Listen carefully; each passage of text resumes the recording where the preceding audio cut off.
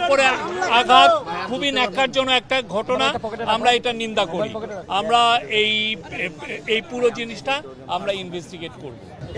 নুরুল হক নূর আমাদের যখন বাংলাদেশের মানুষের সাহসের অভাব ছিল, যখন হাসিনার এগেনস্টে কেউ দাঁড়ায়নি, তখন উনি 2018 সালে উনি বাংলাদেশের একটা মেজর মুভমেন্টকে নেতৃত্ব দিয়েছিলেন। সেই কোটা এন্টি কোটা মুভমেন্টের উনি নেতৃত্ব দিয়েছিলেন।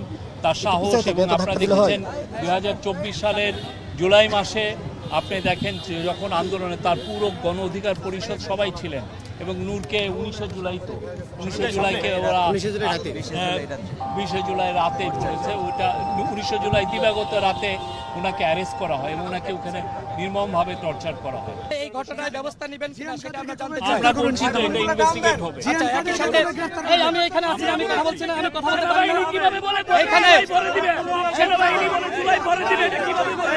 এই তুমি থামো, এই কথা বলছো। হিরন আরো মিনারেল ওয়াটার মাত্র 50 পয়সায় প্রতি লিটার।